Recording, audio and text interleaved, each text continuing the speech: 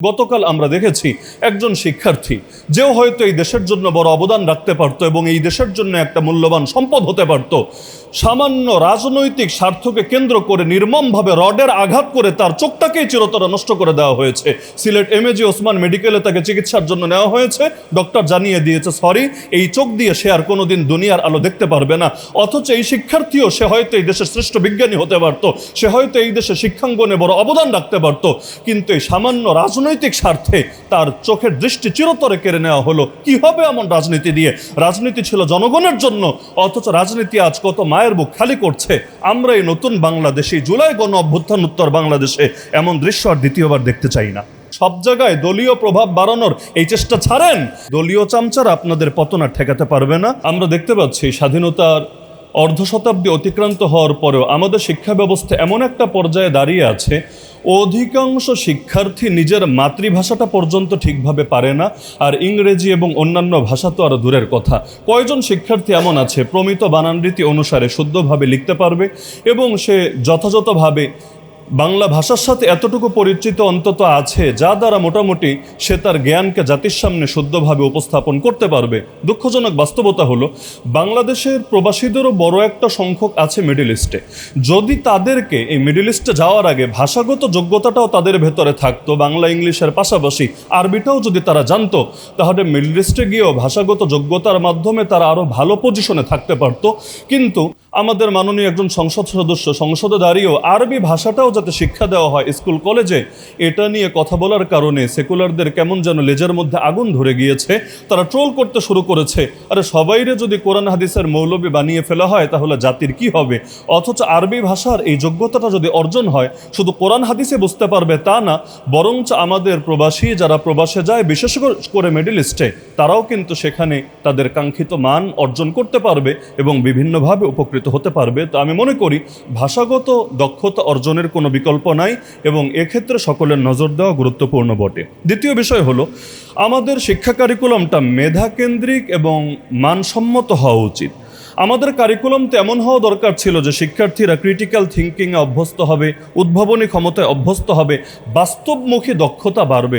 শুধুমাত্র তত্ত্ব শেখা না, আমি অনেক তত্ত্ব জানি, অনেক সংজ্ঞা মুখস্থ করেছি, কিন্তু বাস্তবতার সাথে এগুলো সম্পর্ক নাই এবং বাস্তবিক আমার কোনো দক্ষতাও নাই, তাহলে এত তত্ত্বের পসরা দিয়ে আমার কি হবে? বাস্তব জীবনে এর দ্বারা আমি কতটুকুই বা উপকৃত হতে পারবো? 3 নম্বর বিষয় হলো নৈতিক ও মূল্যবোধ ভিত্তিক শিক্ষা হওয়া দরকার। শুধু বইয়ের জ্ঞান অর্জনে যথেষ্ট না, বরঞ্চ চরিত্র গঠন, সামাজিক দায়িত্ববোধ এবং নৈতিক শিক্ষা এগুলোকে গুরুত্বের সঙ্গে অন্তর্ভুক্ত করা দরকার ছিল। মনে রাখতে হবে যে আল্লাহর সঙ্গে সৎ না, সে আল্লাহর বান্দাদের সঙ্গে সৎ হবে এটা আশাও করা যায় না। প্রতিটা শিক্ষার্থীর ভেতরে আমরা ন্যূনতম আল্লাহর ভয় যদি না ঢোকাতে পারি, তাহলে ভবিষ্যতে তাদের দ্বারা দেশ যেভাবে গড়ার সম্ভাবনা ছিল একইভাবে ধ্বংস হওয়ার আশঙ্কাও কিন্তু আছে। কারণ এই দেশে সবচাইতে বড় বড় দুর্নীতি, সবচাইতে বড় বড় প্রতারণা শিক্ষিত মানুষেরাই করে থাকে, যেগুলো অশিক্ষিতরা কল্পনাও করতে পারবে না। এজন্য শিক্ষার সঙ্গে সঙ্গে তার সততা, তার নৈতিকতা, তার ধর্মীয় মূল্যবোধ এগুলোও যাতে বৃদ্ধি পায় এদিকে নজর দেওয়া দরকার। এজন্য দরকার ছিল প্রতিটা লেভেলে যোগ্য বিজ্ঞ প্রাজ্ঞ আলেমদেরকেও শিক্ষক হিসাবে নিয়োজিত করে তাদের দ্বারা ধর্মীয় শিক্ষা এবং আল্লাহ ভিত্তিক শিক্ষাটাও এমনভাবে দেওয়া হবে যাতে করে যে যেই সেক্টরেই যাক না কেন তার দ্বারা দেশ ক্ষতিগ্রস্ত হবে না, জাতি ক্ষতিগ্রস্ত হবে না, তার দ্বারা এই একজন মানুষের একটা টাকাও কোনো ধরনের কোনো প্রতারণার শিকার হবে না। চতুর্থ বিষয় হলো প্রযুক্তি ও ভবিষ্যৎমুখী শিক্ষা। চতুর্থ শিল্প বিপ্লবের সঙ্গে আমরা যদি তাল মেলাতে চাই, তাহলে কোডিং বলেন, এআই বলেন, কৃত্রিম বুদ্ধিমত্তা এবং ডিজিটাল স্কিল এগুলো আমাদের শিক্ষাক্রমে অন্তর্ভুক্ত করা দরকার। না হলে যুগের সঙ্গে আমরা তাল মেলাতে পারবো না। পৃথিবী এগোতে থাকবে সামনের দিকে আর আমরা আটকে থাকবো নির্দিষ্ট একটা গণ্ডির ভেতরে, যেটাই জাতির জন্য মোটেও কল্যাণ বয়ে আনবে না। পঞ্চম বিষয় হলো গবেষণা ও উদ্ভাবনে জোর দেওয়া দরকার। উচ্চশিক্ষায় গবেষণার জন্য পর্যাপ্ত বাজেট ও সুযোগ সুবিধা রাখা দরকার। বিগত দিনে এই প্রেস ক্লাবেই আমাদের ভাই সাদিক কায়েম দুঃখ করে বলেছিলেন যে ঢাকা ভার্সিটির মতো প্রতিষ্ঠানেও গবেষণায় বাজেট হলো 0, যেই তথ্য আমার নিজেরও জানা ছিল না। গবেষণার জন্য 0 মানে কোনো বাজেটই আলাদা করে রাখা হয় নাই। এটা একটা জাতির জন্য লজ্জা এবং আফসোসের বিষয় ছাড়া আমি মনে করি কিছু হতে পারে না। ষষ্ঠ বিষয় হলো মানসম্মত কারিগরি উপযোগী শিক্ষাক্রম হওয়া দরকার। আমাদের সমস্ত ক্ষেত্রে বাস্তব জীবনে কাজে লাগে, যেটা আমি আগেও পয়েন্টে এনেছি, এই ব্যাপারটাকে খুব বেশি করে ফোকাসে আনা দরকার এবং এক্ষেত্রে ভোকেশনাল শিক্ষাকে, কারিগরি শিক্ষাকে মূলধারা শিক্ষার মতো সমান গুরুত্ব, সামাজিক মর্যাদা দেওয়া, যাতে করে শিক্ষার্থীরা আত্মকর্মসংস্থান এবং আন্তর্জাতিক বাজারে কর্মসংস্থানের পর্যাপ্ত সুযোগ সুবিধা পায়। এরপর একটা গুরুত্বপূর্ণ বিষয়, যেটা গতকালের একটা প্রেক্ষাপটকে সামনে রেখেও বিশেষভাবে আমি আলোচনায় আনতে চাচ্ছি, যে রাজনীতিটা, বিশেষ করে দলীয় রাজনীতির প্রভাবগুলো শিক্ষাঙ্গনে এমনভাবে পড়ে যে সন্ত্রাসী কর্মকাণ্ড, র্যাগিং এবং মেধা অবমূল্যায়নের প্রথা এই দেশের মধ্যে কেমন যেন অঘোষিতভাবেই প্রতিষ্ঠিত হয়ে আছে।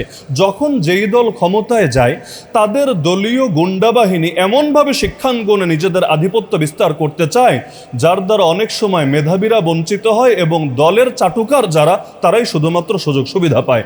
গতকাল আমরা দেখেছি একজন শিক্ষার্থী, যেও হয়তো এই দেশের জন্য বড় অবদান রাখতে পারত এবং এই দেশের জন্য একটা মূল্যবান সম্পদ হতে পারত, সামান্য রাজনৈতিক স্বার্থকে কেন্দ্র করে নির্মমভাবে রডের আঘাত করে তার চোখটাকেই চিরতরে নষ্ট করে দেওয়া হয়েছে। সিলেট এমএজি ওসমান মেডিকেলে তাকে চিকিৎসার জন্য নেওয়া হয়েছে, ডক্টর জানিয়ে দিয়েছে সরি, এই চোখ দিয়ে সে আর কোনোদিন দুনিয়ার আলো দেখতে পারবে না। অথচ এই শিক্ষার্থীও, সে হয়তো এই দেশের শ্রেষ্ঠ বিজ্ঞানী হতে পারত, সে হয়তো এই দেশে শিক্ষাঙ্গনে বড় অবদান রাখতে পারত, কিন্তু এই সামান্য রাজনৈতিক স্বার্থে তার চোখের দৃষ্টি চিরতরে কেড়ে নেওয়া হলো। কি হবে এমন রাজনীতি দিয়ে? রাজনীতি ছিল জনগণের জন্য, অথচ রাজনীতি আজ কত মায়ের বুক খালি করছে। আমরা এই নতুন বাংলাদেশে, জুলাই গণ অভ্যুত্থান উত্তর বাংলাদেশে এমন দৃশ্য আর দ্বিতীয়বার দেখতে চাই না। পরবর্তী বিষয় হলো শহর এবং গ্রামের শিক্ষা আর পাশাপাশি জেনারেল এবং মাদ্রাসা শিক্ষার বৈষম্য কবে দূর হবে একমাত্র আল্লাহই ভালো জানে, আমরা জানি না। গ্রামাঞ্চলে এখনো পর্যন্ত বহু শিক্ষা প্রতিষ্ঠান এমন আছে যেখানে অবকাঠামোগত উন্নয়নও নাই, আবার শিক্ষকদের মানও এটা উল্লেখযোগ্য পর্যায়ে নাই। আর মাদ্রাসা শিক্ষার ক্ষেত্রে একজন মাদ্রাসার প্রিন্সিপাল আমাদের মোশাররফ ভাই, তিনি তো আলোচনা করে গেলেন যে মাদ্রাসা শিক্ষার ক্ষেত্রেও দেখা যায় যে এখানে শিক্ষকদের মান যাতে ঠিক থাকে, পাশাপাশি অবকাঠামোগত ক্ষেত্রেও যাতে বৈষম্য না হয়, এটা নিয়ে এখনো পর্যন্ত আশাব্যঞ্জক কোনো পরিস্থিতি আমরা দেখতে পাচ্ছি না। জুলাই গণ অভ্যুত্থান উত্তর বাংলাদেশে এই বৈষম্য দূর হওয়া দরকার। পাশাপাশি দরিদ্র ও বিশেষ চাহিদা সম্পন্নদের জন্য বিশেষ সুযোগ রাখা দরকার। কত মেধা ঝরে যায় শুধুমাত্র এগুলোর যথাযথ পরিচর্যার অভাবে, অথচ দরিদ্রদের জন্য এবং বিশেষ চাহিদা সম্পন্ন যারা রয়েছে তাদের জন্য যদি আমরা বিশেষ পরিবেশ তৈরি করতে পারতাম, তাহলে এদের ভেতর থেকেও বড় বড় ব্যক্তি তৈরি হতো এবং এটা সম্ভব ছিল। পাশাপাশি আমি মনে করি ইন্ডাস্ট্রি এবং একাডেমিয়ার একটা মেলবন্ধন হওয়া দরকার। বিশ্ববিদ্যালয়গুলোর সাথে বিশেষ করে দেশি বিদেশি শিক্ষা প্রতিষ্ঠান ও ইন্ডাস্ট্রির সংযোগ তৈরি হওয়া দরকার, যাতে শিক্ষার্থীরা সরাসরি চাকরির বাজার ও গবেষণার কাজের জন্য প্রস্তুত হতে পারে। আর সর্বশেষ দুটো পয়েন্ট বলে আমি আমার আলোচনার ইতি টানবো। এর মধ্যে একটা হলো শিক্ষকদের মর্যাদা ও জীবনযাত্রার মান যতদিন উন্নত না হবে, ততদিন পর্যন্ত আপনি শিক্ষা ব্যবস্থার যতই উন্নয়ন করতে চান, স্বপ্নই থেকে যাবে, এটা কখনোই বাস্তবসম্মত হবে না।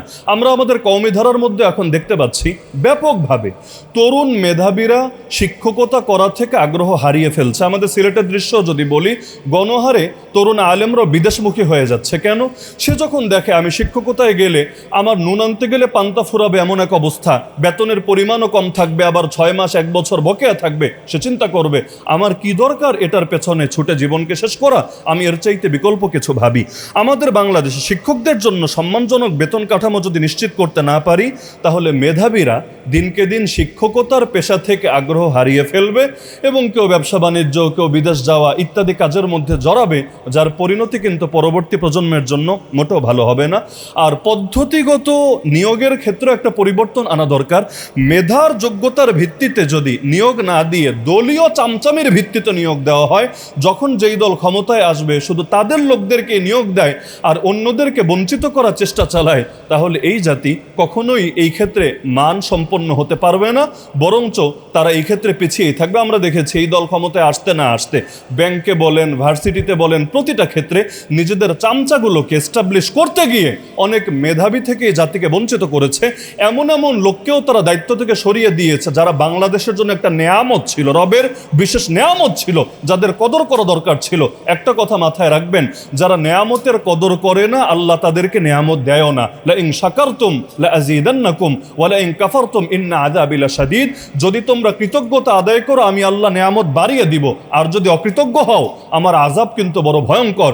সুতরাং এ সমস্ত দলের চাটুকারিতা ছাড়েন, সব জায়গায় দলীয় প্রভাব বাড়ানোর এই চেষ্টা ছাড়েন, না হলে একসময় মেধাবীরা খুঁজে পাবেন না, প্রতিটা ক্ষেত্রে লোকই খুঁজে পাবেন না, তখন এই দলীয় চামচারা আপনাদের পতন আর ঠেকাতে পারবে না। আর আজকে সর্বশেষ পয়েন্ট হলো আমার, ডিজিটাল শিক্ষা এবং এআই এটার ব্যাপারে বিশেষ ফোকাস দেওয়া দরকার।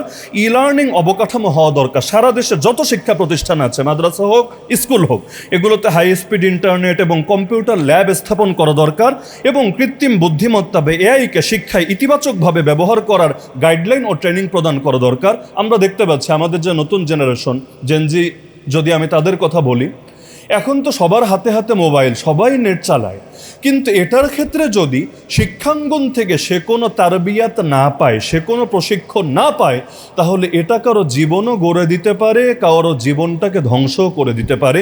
যার কারণে একটা সোশ্যাল মিডিয়া ব্যবহার করলেও কিভাবে করতে হবে অধিকাংশ মানুষ বোঝে না। একদল আরেক দলকে গালি দেয় যে এরা হয়তো অনলাইনে অন্যদেরকে ক্রিটিসাইজ করে, খারাপ ভাষায় গালিগালাজ করে, কিন্তু দিন শেষে দেখবেন এই রোগগুলো কমনভাবে সবার ভেতরে ছড়িয়ে পড়েছে। কারণ শিক্ষা অর্জন করার আগেই, তারবিয়াত পাওয়ার আগেই প্রত্যেকে এক একজন ইউজার হয়ে গিয়েছে। তো যার কারণে আমি মনে করি একটা মোবাইল, একটা সোশ্যাল মিডিয়া অ্যাকাউন্ট, এগুলো ইউজ করার ক্ষেত্রেও ন্যূনতম তারবিয়াত এবং শিক্ষাঙ্গন থেকে ন্যূনতম দিক নির্দেশনা থাকা দরকার, যাতে করে তারা এই ক্ষেত্রে কিছুটা শতভাগ না হলেও কিছুটা হলেও তারা রক্ষা পেতে পারে। আমাদের দেশে সবচাইতে অভাব হলো একটা জিনিসের, যেটা আমাদের কওমি অঙ্গনেও আছে, পাশাপাশি মোটামুটি সব অঙ্গনে আছে। এটা হলো ভিন্ন মতের প্রতিও যে উদারতা রাখা যায়, শ্রদ্ধা রাখা যায়, সম্মানজনক দৃষ্টিভঙ্গি রাখা যায়, এই শিক্ষাটাই তো দেওয়া হয় না ভাই শিক্ষাঙ্গন থেকে। যদি হতো তাহলে দ্বিমত তো আদবের সাথে করা যায়, কারো সাথে রাজনৈতিক মতভিন্নতাও সুন্দরভাবে করা যায়। মুসলমান তো সেই জাতি ছিল যাদেরকে দেখে কাফেররাও শিখবে, অথচ আমরা এখন এমন জাতি হয়েছি, কাফেররা আমাদেরকে দেখে ইসলাম কি শিখবে, উল্টো তারা আফসোস করবে। আর এটা যদি হয় মুসলমানের চরিত্র, নাউজুবিল্লাহ, আমাদের আর মুসলমান হওয়ার দরকার নেই। সুতরাং একটা মুসলিম জাতি তাদের মূল্যবোধ, তাদের শিক্ষা দীক্ষা, তাদের সংস্কৃতি, প্রতিটা ক্ষেত্রে ন্যূনতম একটা ছাপ থাকা দরকার, যেটা দেখে সকলে শিখবে। মনে রাখতে হবে আমরাই ছিলাম শ্রেষ্ঠ জাতি। যতদিন পর্যন্ত নিজেদের শ্রেষ্ঠত্ব ধরে রাখতে নিজেরা সচেষ্ট না হব, আল্লাহ রাব্বুল আলামিনের সাহায্য আমরা পাবো না। ইন্নাল্লাহা লা ইউগাইয়িরু মা বিকওমিন হাত্তা ইউগাইয়িরু মা বিআনফুসিহিম। নিশ্চয়ই আল্লাহ কোন জাতির অবস্থা ততদিন পরিবর্তন করেন না যতদিন না তারা নিজেরা নিজেদের অবস্থা পরিবর্তন করে। আল্লাহ তাআলা আমাদেরকে এই জুলাই গণ অভ্যুত্থান উত্তর বাংলাদেশে আমাদের শিক্ষা ব্যবস্থাকে ঢেলে সাজানোর তৌফিক দান করুন এবং সকল দলীয় সংকীর্ণতার ঊর্ধ্বে উঠে আমাদের শিক্ষাঙ্গনগুলোকে আন্তর্জাতিক পরিমণ্ডলেও গ্রহণযোগ্য হতে পারে এই মানে পৌঁছানোর তৌফিক দান করুন। আমিন। ওয়া মা আলাইনা ইল্লাল বালাগুল মুবিন। আসসালামু আলাইকুম ওয়া রাহমাতুল্লাহি ওয়া বারাকাতুহু।